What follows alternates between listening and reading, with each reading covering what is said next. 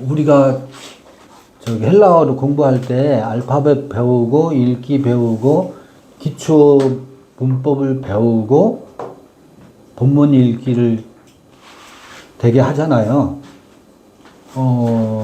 일반적으로 그렇게 하는데 본문을 왜 읽지 못하느냐면 문법 공부하다가 문법 공부하느라고 한 학기 내내 다 보내고 또 학기 말 시험에는 그 문법 공부를 얼만큼 충실히 했는지 그거 시험 보고 끝나요. 그래서 성경 본문을 읽는 시간이 대개 신학교에서는 학부 때에는 헬라어나 히브리어 텍스트 본문을 읽을 시간이 없어요. 대학원에서 신약 서기이다, 구약 서기이다 그런 시간에 본문을 읽기를 하니까 학부 때는 문법 공부하고 말아요. 그래서 정작 성경 읽기에 들어가면 어떻게 읽어야 할지 모르죠. 그런데 그런 일반적인 커리큘럼 방식 말고 좀 전에 말씀드린 것처럼 알파벳 배우고 문법 배우는 시간을 일단 건너뛰고 그냥 본문으로 들어가서 그게 가능한 거는 지금 화면에서 보시는 것처럼 사전 찾기 쉽게 스트롱 코드 번호라는 게 나와 있고 그 다음에 문법에 대한 그 기호로 약속된 심볼릭 그 기호로 여기 표기를 다 해놨어요. 그 다음에 단어의 뜻도 이걸 임의로 다른 게 아니고 개역성경 토를 달아놨어요. 그 다음에 KJV 영어성경 토를 달아놨어요. 그러니까 기초 자료는 다 들어가 있죠. 기초 자료는 들어가 있기 때문에 문법 공부를 따로 한 다음에 본문 읽기에 들어가지 않고 일단 본문 읽기를 하면서 부가적으로 그때그때 문법적인 이해는 필요에 따라서 그 문법적인 이해를 필요로 하는 문장들이 툭툭 튀어나와요. 읽다 보면. 그럴 때는 그 항목에 관한 문법책이 있으면 문법책을 열어서 찾아가면 문법을 훨씬 더 이해하기 수월해져요. 왜냐면 나의 필요에 의해서 문법을 공부하기 때문에 미리 문법을 공부해놓고 본문 읽으려면 하세월이에요. 그리고 문법책이 있으면 좋고 없으면 지금은 그 문법 항목에 대한 그 질문이 찾아오잖아요. 그러면 바로 인터넷 AI한테 물어보면 그 항목에 대해서 형용사 용법, 뭐 부정사 용법, 헬라어에 대한 그런 용법들 검색을 하면 바로 튀어나와요. 그거 참고하면서 가면 되니까 AI를 활용하고 아니면 아날로그식으로 문법책이 있으면 문법책을 활용하셔도 되고요. 그리고 유튜브나 그 온라인에 각종 문법 선생님들의 강좌가 굉장히 많아요. 그런 걸 참고하셔도 돼요. 근데 그런 거 참고할 시간이 없을 수도 있어. 왜냐하면 본문 읽어가면서 내가 해결해 나가면 되거든요. 근데 내가 해결해 나가기가 버겁다 할 때는 그런 그 문법책은 어떤 것이어도 상관없어요. 요 책을 봐라. 그런 게 없어요. 문법 관한 이론은 대동소이하니까. 그렇게 이해하시면 되고, 처음에 헬라어는 읽기도 수월해요. 히브리어보다 훨씬 읽기 편하니까 읽고 또 번역도 해보고 바로 사전도 찾아보고 이렇게 한번 해볼게요. 요한복음을 오늘부터 시작할 텐데요. 요한복음 1장 화면에 보이시죠? 여기 N 이거 N 대문자로 되어 있죠? 그 다음에 앞에 요 기호 있죠? 요거는 순표라고 그랬어요. 순표. 전에 잠깐 알파벳 읽기 소개한 영상이 그거는 아마 녹화가 안 돼서 없을 수도 있는데 읽기 소개한 시간이 한번 있었어요. 한번 볼게요. 요거는 거꾸로 점이 거꾸로 되어 있으면 강순표, 요거는 약순표라고도 하고 연순표라고도 하고 한문은 연기식, 강기식 그래요. 그래서 그냥 요건 어떻게 읽어요? N이에요. N. N 아르케. N 요것도 N이에요. 근데 이 N과 이 N은 달라요. 그죠? 글씨 요거는 엡실론 N이고 요거는 에타 N이에요. 요건 동사고 요건 전치사예요. 발음은 똑같이 해도. 근데 요거는 단모음이에요. N 아르케 N. 그 다음에 이거 O로 읽지 않고 여기 거꾸로 되어 있죠. 순표가 강기식 강순표로 되어 있잖아요. 요 위에. 그죠? 그래서 O가 아니고 호 이렇게 읽으시면 돼요. 호. 그 다음에 요건 어떻게 읽어요? 로고스. 한번 따라서 해볼래요? N 아르케 N 호 로고스. N 아르케 N 호 로고스. 다음에 혼자 읽어질 거예요. 그 다음에 카이 카이 호 로고스. 호 로고스. N 프로스톤 데온. N 프로스톤 데온. 카이 카이 데오스 데오스. N 호 로고스. N 호 로고스. 그냥 저기 심심풀이로 1장 1절이거든요. 지금 이게 로고스가 몇 번 나와요? 호로고스가 호로고스 호로고스 호로고스 3번 나와요. 그 다음에요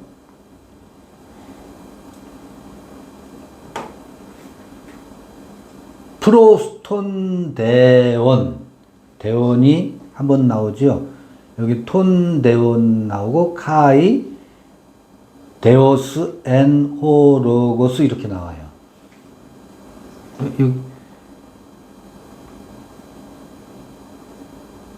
1장 1절을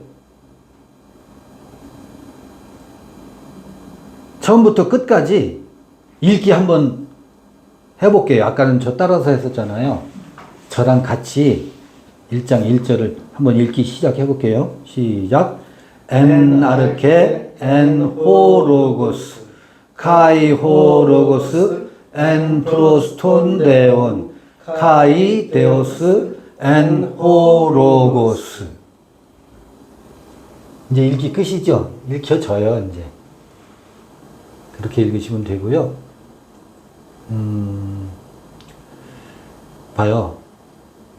엔 아르케 그러잖아요.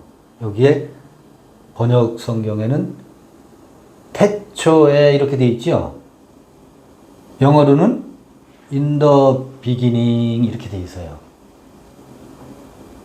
그 번역은 태초에 말씀이 이거 에이미 동사는 비동사예요. 비동사인데 요게 원형이에요. 요게 에이미가 원형이고 요거는 에이미 동사의 미완료 시제라 그래요. 미완료 시제.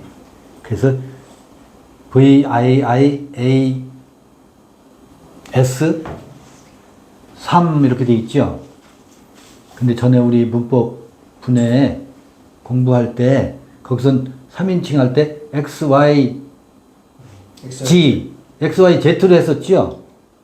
그 XYZ는 눈치채셨어요? 그건 저기 베이커 오브 카우스에서 그렇게 분류를 한 거고 여기서는 3인칭을 VIIAS 3으로 분류했죠. 왜 Z로 한 거 3으로 했을까?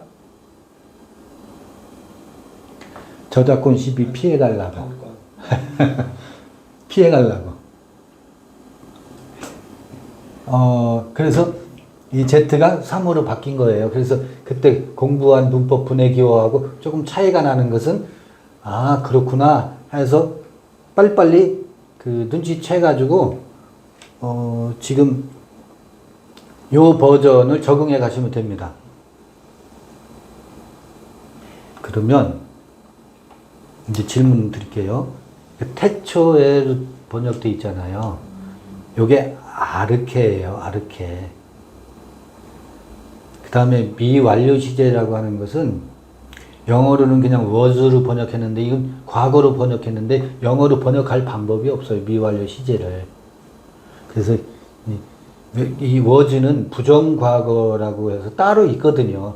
힐러 그 동사의 시제 용법에 의하면 이 미완료 시제하고 부정과거하고는 전혀 확연히 달라요.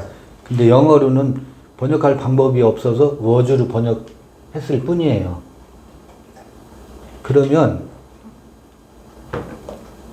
여기서요. 지금 여러분 문법책이 옆에 없잖아요. AI한테 가서 물어볼게요. 여러분 그 집에서 이렇게 한번 해보시라는 거예요. AI한테 뭐라고 물어볼 거냐면 제가 지금 헬라어의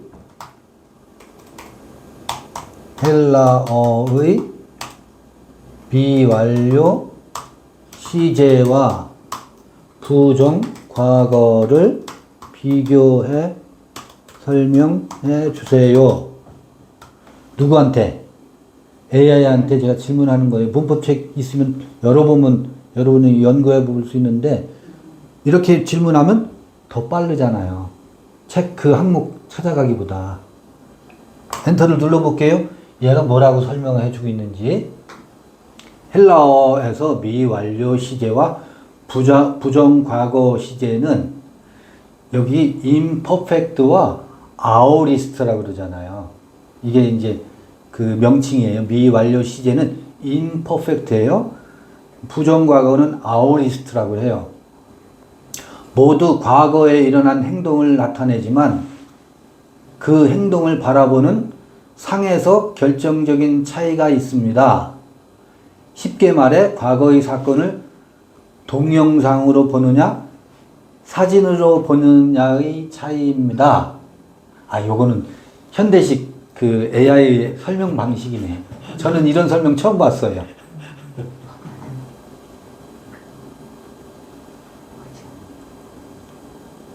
미완료 시제는 동영상으로 본다고 생각해라.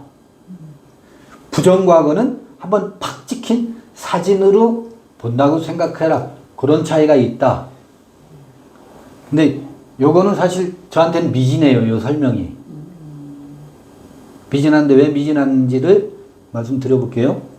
미완료 시제는 과거의 지속, 반복, 진행 중인 행동, 동영상 시점, 부정과거는 과거에 일어난 행동의 단회성, 전체 요약. 근데 아까 was로 번역돼 있잖아요. 요거는 부정과거로 번역된 거예요. 요거를 반영을 못해요. 근데 미완료 시제는 과거의 지속, 반복, 진행뿐만 아니라 그 지속, 반복, 진행은 과거에만 일어난 반복적 행동이 아니에요. 언제든지 일어날 수 있는, 지금도 일어날 수 있는, 앞으로도 동일한 것이 반복해서 일어날 수 있는 어떤 동작을 미완료 시제로 표기해요. 반드시 과거의 어떤 지속, 반복, 진행만을 의미한다라고 이 미완료를 과거의 어떤 동작에다가 제한해 놓는 것은 저로서는 좀 부족하다고 봐져서 이렇게 덧붙여 보는 거예요. 봐요? 미완료 시제의 특징. 미완료 시제는 과거의 행동이 시작되었으나 아직 끝났는지 알 수 없구나. 알 수 없거나. 그건 현재에도 지속, 반복, 어떤 행동은 반복해서 일어날 수 있음을 예시하고 있는 거예요. 미완료에는. 있거나 일정 기간 지속 반복되었음을 강조합니다. 그래서 예수께서 산에 오르사 제자들이 나온지라 입을 열어 가르쳐 가라 하되 할 때, 그건 틀림없이 그 미완료, 가르쳐 가라사대 할 땐 미완료 시제를 표기하고 있거든요. 그러니까 그 과거 어느 시점에 누구예요? 제자들이 그 산상수훈 그 산상에 나왔을 때 입을 열어서 가르쳤죠. 그렇으면 부정 과거로 표기해야지. 어떤 가르친 행위가 어느 시점에 있었으니까. 그럴 땐 아오리스트를 표기해야 맞지. 우리 생각으로는. 근데 부정 과거로 표기하지 않고 이 산상수훈 5장 3절에 나오는 얘기거든요. 미완료 시제로 표기를 했다고. 그것은 그 가르침은 그때 단회적으로 끝나는 것이 아니라 그 제자들 뿐만 아니라 누군가에게 반복해서 산상수훈의 가르침은 되풀이될 수 있기 때문에 오늘 우리에게도 그 말씀이 들려줘서 그 가르침이 어때요? 지속 혹은 반복될 수 있음을 나타내고 싶어서 미완료로 표기하는 거거든. 뿐만 아니라 과거, 현재, 미래의 어떤 직선적인 시제 개념의 선상으로 보면 그것은 내일 누군가에게도 지속, 반복 해서 그 가르침이 나타날 수 있잖아요. 그러니까 어떤 과거의 한 영역에다가 묶어만 두기에는 설명이 조금 부족하다. 근데 다행히 여기 미완료 시제 덧붙인 설명이 과거의 행동이 시작되었으나 아직 끝났는지 알 수 없거나 일정 기간 지속 반복되었음을 강조합니다. 진행 지속 과거에 하고 있었다. 그가 길을 걷고 있었다. 반복 습관, 시도 하려고 노력했으나 실패함. 시각적 느낌. 아까 동영상으로 아까 설명했잖아요. 그런 이미지를 염두에 두시고 다시 그러면 미완료 시제와 부정과거의 비교됐죠? 이해되시죠? 헬라어의 부정과거와 미완료 시제, 그 다음에 AI를 도움을 받아서 문법을 활용하는 법, 이렇게 해보시라고. 이렇게 해보시라고. 다시 본문으로 가볼게요. 그러면 엔 아르케 엔호 로고스를 번역함에 있어서 엔 비완료 시제로 되어 있잖아요. 이 엔 아르케를 시간으로 지금 번역했어. 그래서 태초에로 번역해 놓고 있어요. 태초에 말씀이 있었다. 워주하면 있었다죠. 그럼 부정 과거로 번역을 하면 그냥 아주 롱롱하고 오래전에 말씀이 있었다가 돼요. 근데 미완료 시제잖아. 그러니까 어느 시점에 하나의 행동이 아니야. 아까 지속, 반복이라고 했잖아요. 미완료 설명할 때. 그 이해 되시죠? 제가 신학교 처음 다닐 때 헬라어 선생님이 이거를 예로 들면서 어떻게 설명한 것이 지금 선명하게 기억되느냐면 장세기의 태초는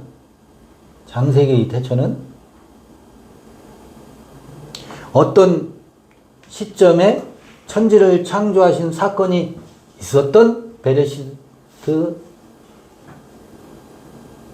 태초고, 요한복음의 로고스는 이 천지가 창조되기 훨씬 전에 말씀이 있어 왔다를 나타내고 있다. 그래서 장세기의 태초보다 요한복음의 태초가 훨씬 앞선 태초다. 왜? 이 호 로고스는 천지 만물이 창조되기 전에 우주의 창조의 원인이 되는 있어온 말씀이다. 요렇게 설명하더라고요. 그래서 이 미완료 시제를 말씀이 있어 왔고, 그 말씀이 쭉 있어 오다가 어느 시점에 뭐 했다는 거예요? 창세기의 창조를 말씀으로 창조했다고 하니까 그거 설명하기 위해서 이런 논리로 이거 설명하는 거를 제가 이제 젊었을 때 학습했던 기억이 선명해요. 저는 지금은 그 논리에 전혀 동의하지 않죠. 그 선생님 조남을 제가 누구라고 될 수 있어요. 아마 지금도 그렇게 설명하고 계실 거예요.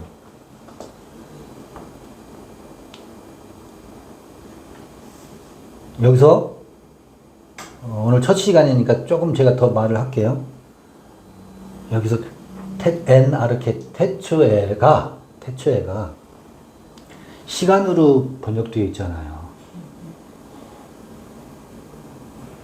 In the beginning으로 되어 있잖아요. 요거 질문을 한번 해보자는 거예요, 저는. 과연 시간을 나타내는 시간의 처음만을 말하는 것인가? 이때 아르케 746번 아까 성구사전을 찾아서 신약성서에서 혹은 구약성서에서 아르케는 어떻게 사용되고 있고 어떻게 번역되고 있는지 이거를 누가? 여러분들이 숙제예요. 찾아보시라고요. 찾아볼게요. 여기서 이제 하나의 예로 제가 우리가 활용할 수 있는 툴은 다 써보자 그랬잖아요. 이 아날로그 식으로 성구사전이 있으면 성구사전을 열어보셔도 되고 프로그램이 있으면 프로그램을 열어볼게요.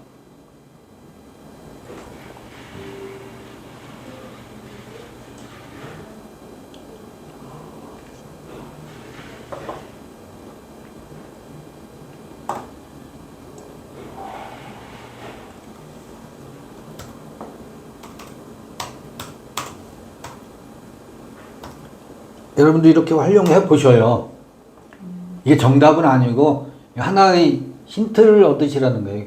꼭 이렇게 하라는 방법이 다 각자의 방법이 나와요. 자기의 방법이 나와요. 이건 제가 이렇게 한번 해볼 테니 여러분도 한번 참고해서 이렇게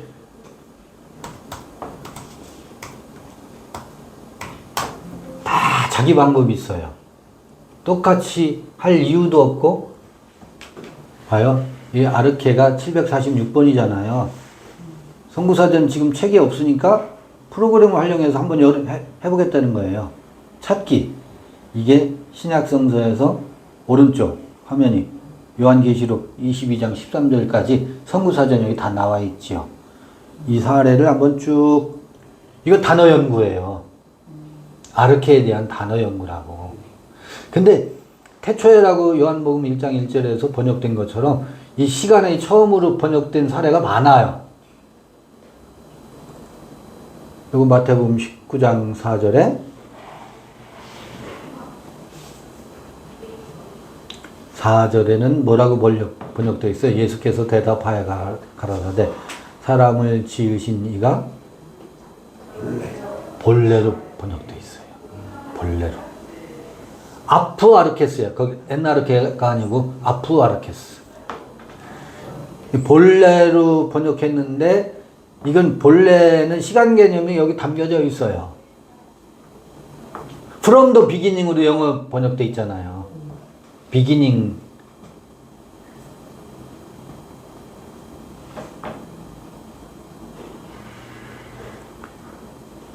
(19장 8절) 여기도 본래. 24장 8절 이 모든 것이 재난의 시작이니라 이렇게 번역이 되어 있는데 재난의 그럼 잠깐만 재난의 아르케니라 라고 번역을 한다면 여러분은 어떻게? 원인. 여러분요, 지금 마태복음 24장이 재난의 아르케라고 그러잖아요. 24장이 마태복음의 계시록이라고 흔히 그러죠. 마태복음의 계시라고 그러잖아요. 근데 여기서 이 오디논 그러죠. 재난이라고 하는 것의 재난이 뭔지는 여러분 우리가 이번에 저기 회사가 말이야 부도 위기에 이런 걸 재난이라고 하는 게 아니라고. 그건 사업의 위기이지. 우리는 그걸 재난으로 보죠.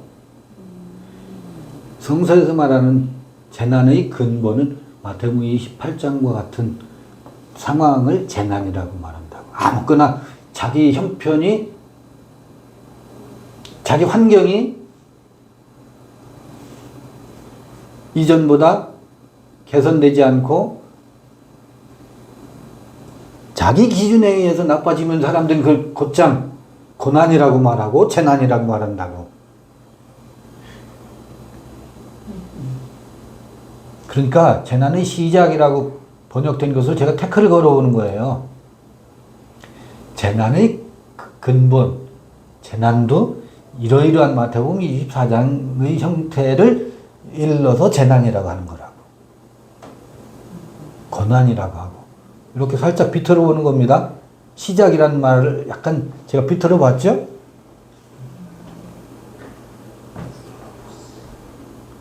여기 뭐라고 되어 있어요? 아파르케스 코스무 그렇잖아요. 아르케스 코스무. 이건 창세 이렇게 되어 있네요. 창세라고 할 때 코스모스죠. 창세로부터. 그러니까 이건 여기서 창은 비기닝으로 번역한 거예요. 그러니까 코스모스의 시작. 코스모스가 시작될 때로부터의 개념으로 번역되어 있어요. 아파르케스 코스모.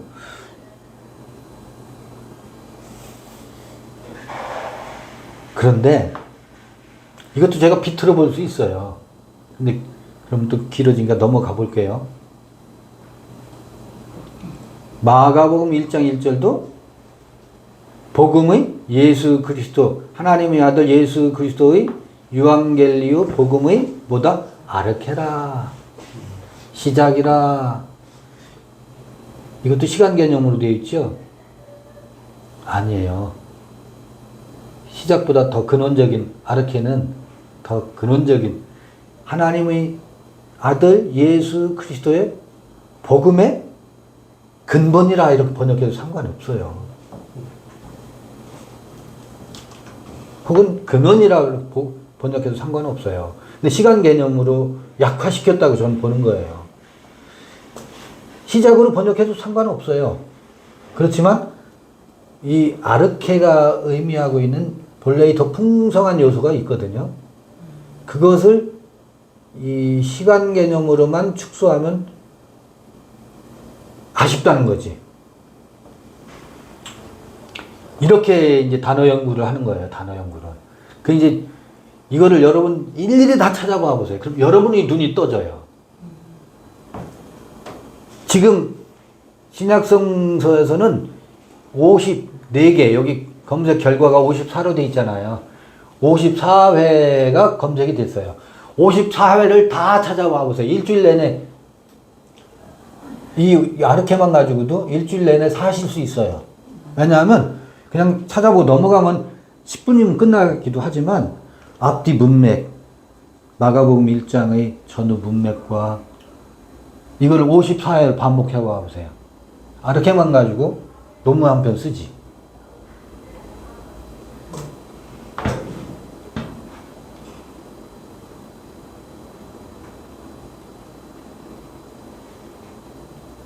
그렇게 해서 이제 그 여러 사례가 있지만 이 시작으로 쓰인 경우가 굉장히 많지만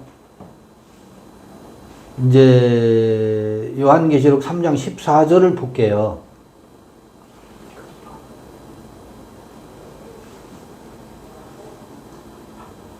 삼장 14절 보면 이것도 전부 메모해서 여러분들 다 찾아보시고 묵상을 한번 해보시면 좋아요.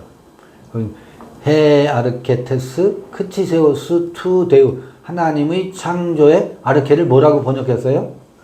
근본이시니가 가라사대 그랬잖아요. 영어는 인더 비기닝이에요. 거기도 인더 비기닝.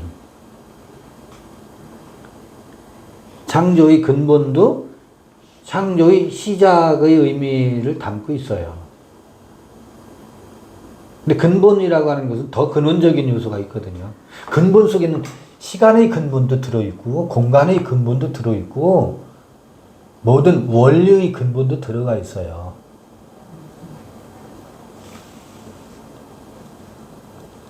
그래서 이제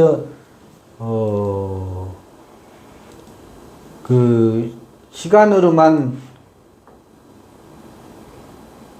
표기하는 것에 대한 아쉬움을 제가 표현하는 거죠. 근데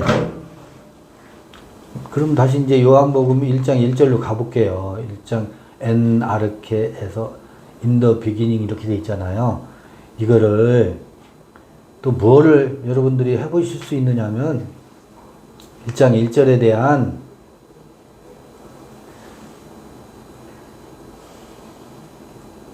다른 각종 번역본들은 어떻게 번역하고 있을까?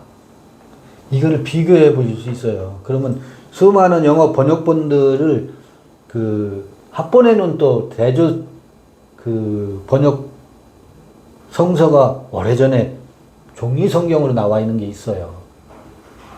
신구약 전부 다. 그런 걸 갖다 놓으면 일일이 KJV 성경, NIV 성경, 무슨 RSV 성경 각각 구입하지 않아도 한 권에서 비교해 볼 수 있거든요. 그런 자료들이 많이 있어요. 이미. 각각 성경을 구입하면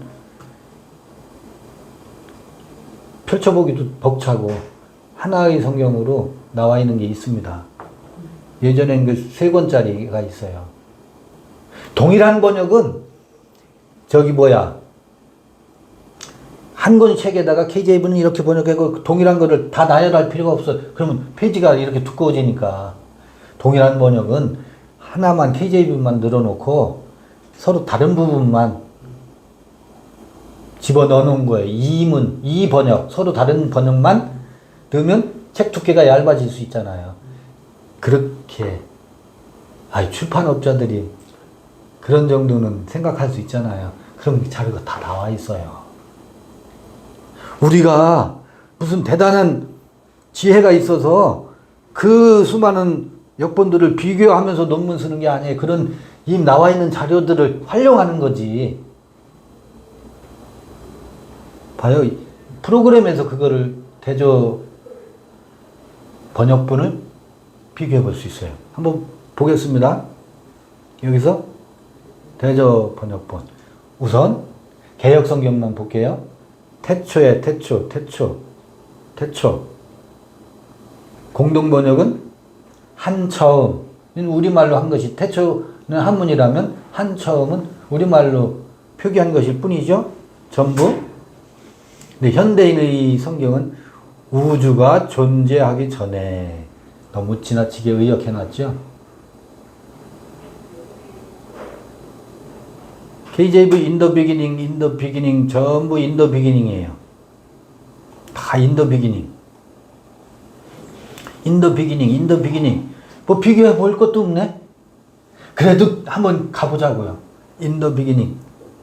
라틴어 성경에 in principio erat verbum 이렇게 돼 있어요. in principio. 이게 in the beginning의 의미도 있겠지. 근데 뭐예요 이게? principio. 에? 원리죠. 근본이고 원리. 그러니까 여기서 쭉 다 in the beginning이네. 그래서 뒤에는 볼 것도 없어. 라고 그냥 넘어가지 말고 끝까지 한번 가보시라고. 그러면 걸리는 게 하나 있어요. 이렇게 라틴 벌게이트 역에는 이걸 인 프린시피오로 번역했네.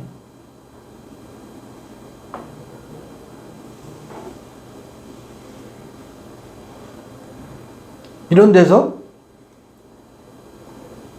어떤 느낌적 느낌, 찾아오는 직관적 요소를 어떻게 해요? 각자마다 자기 직관적 요소를 향해서 가는 거예요. 그건 무슨 얘기냐면 이미 기존 번역되어 있는 것을 맹목적으로 의존하지 않고 그 텍스트의 본래의 의미는 무엇인데 어떤 번역서는 어떻게 번역자들은 번역을 하고 있을까 비교하면서 뭐예요? 자기 견해를 확립해 가는 겁니다. 그래서 비교해서 자기 나는 이 번역이 좋아. 나는 이 번역이 좋아. 아니야.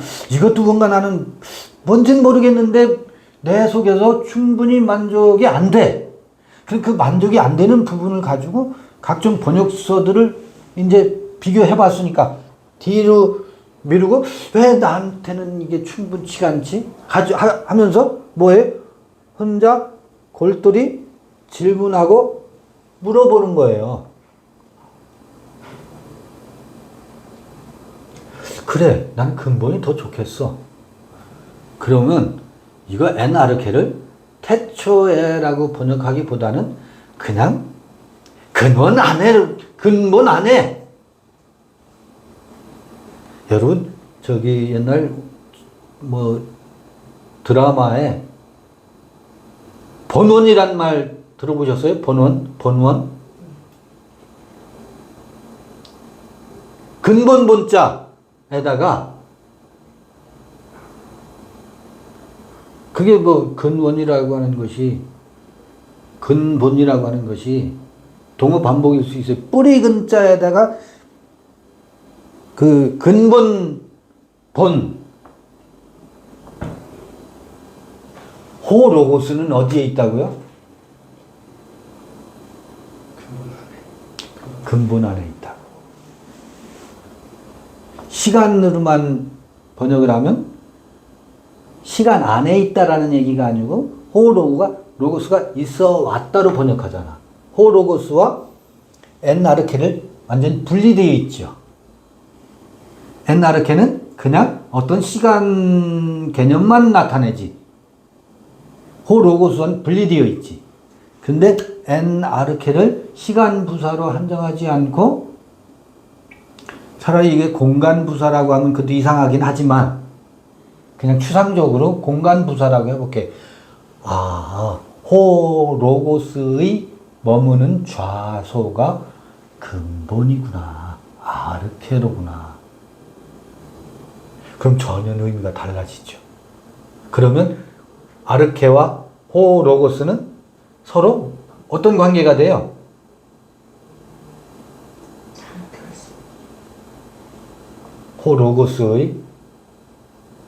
호로고스를 품고 있는 뭐가? 아르케가 품고 있는 것이 되지요. 저는 달라요. 단지 시간 부사로 하면 아르케와 아르케의 시점만을 명시하잖아요.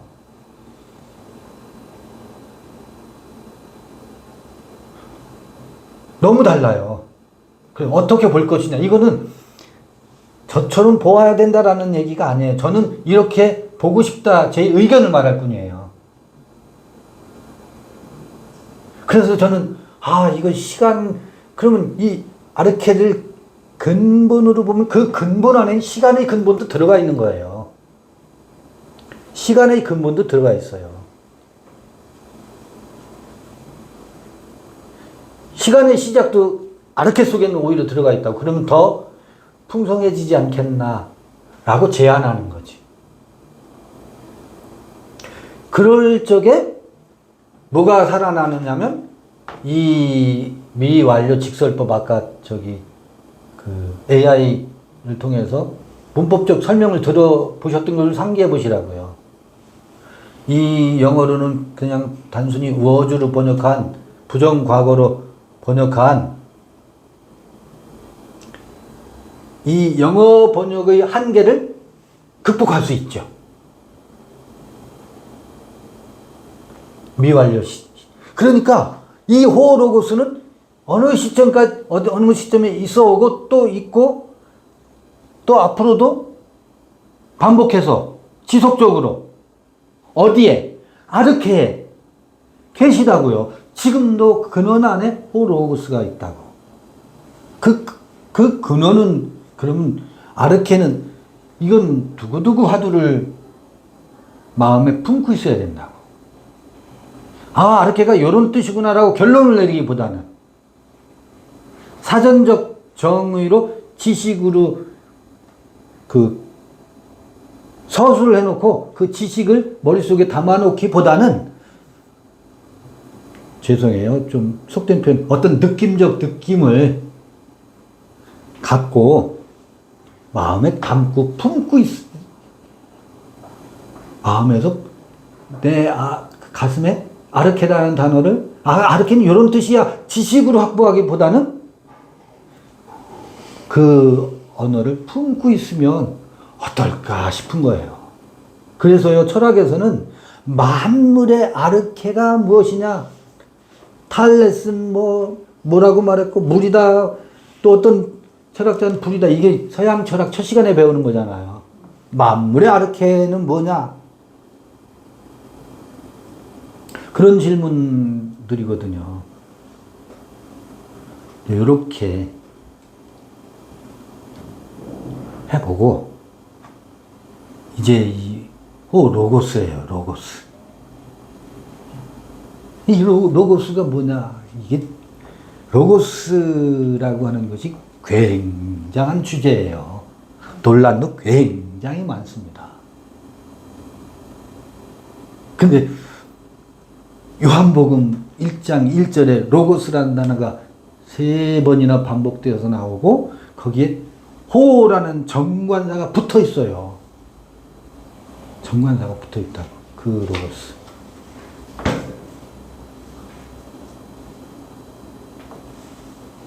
이렇게 문제제기 지금 제가 계속 물음을 던져보잖아요. 물음. 문제제기. 이런 방식으로 읽어가기 해보는 거예요. 이렇게 하면 요한복음 21장까지 하세월에 끝나요. 이런 식으로 하면. 그런데 못 읽겠네. 네. 그렇지만 여기 1장에서 몇 절 제가 이렇게 한번 문제 제기를 해볼게요. 몇 가지. 여러분도.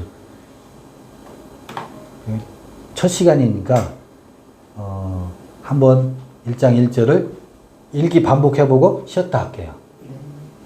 다 같이 해보겠습니다. 시작.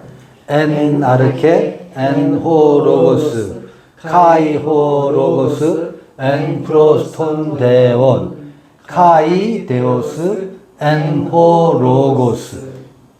지금 딱 같이 읽어보니까 읽기는 끝났네요. 그러니까 되시죠? 우리 네 됐어요. 저 정말 요한복음 재밌게 읽어갈 수 있을 것 같아요. 잠시 쉬었다 차 한잔 하시고 두 번째 시간 갖겠습니다.